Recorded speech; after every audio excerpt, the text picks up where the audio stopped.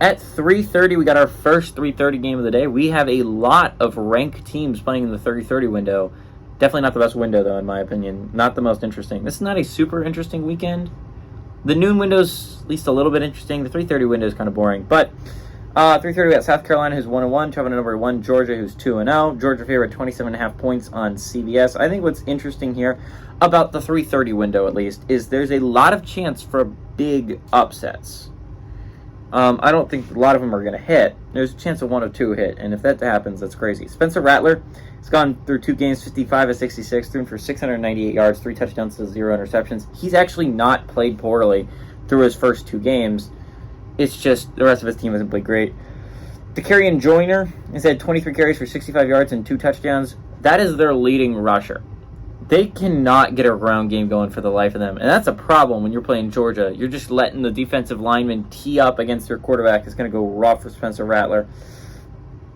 Xavier Leggett has had 15 catches for 296 yards and a touchdown. Carson Beck, through his first 2 games as a starter for the Georgia Bulldogs, I mean, he was fine. He just hasn't been spectacular. And I'm excited to see how he does in a matchup against actual opponents.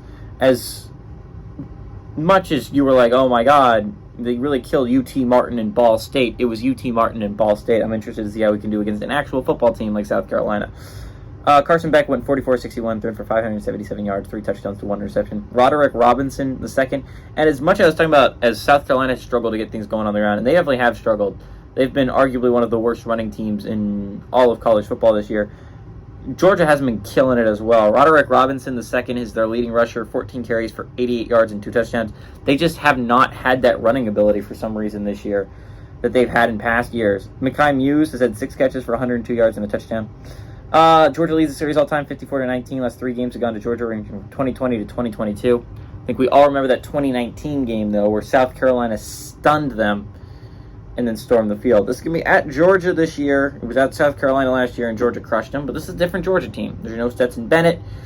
There's no James Cook. There's no running. There's like the running backs you had last year are gone. McIntosh is gone. There's a lot of things that you relied on last year that aren't there anymore. Your defense has changed, but this is still Georgia.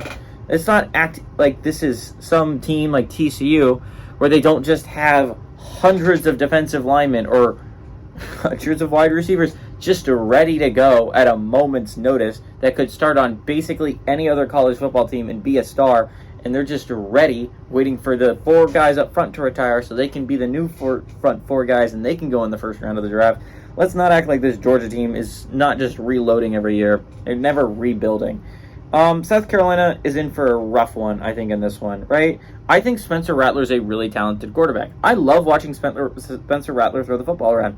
He's been great through 2 games, averaging over 300 yards a game. That's crazy. But, on the other hand to that, they've been playing inferior competition defensively, and they still are 1-1. I mean, UNC killed them on the ground, right? Like, they couldn't get a round game going, and they got after Spencer Rattler.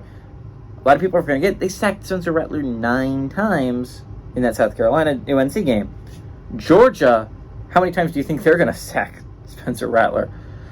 Gonna be honest, if UNC did it 9, it's not a great sign for Spencer Rattler. He's a great player, just I don't believe on a great team this year. Give me Georgia to win and cover at home in their first real test.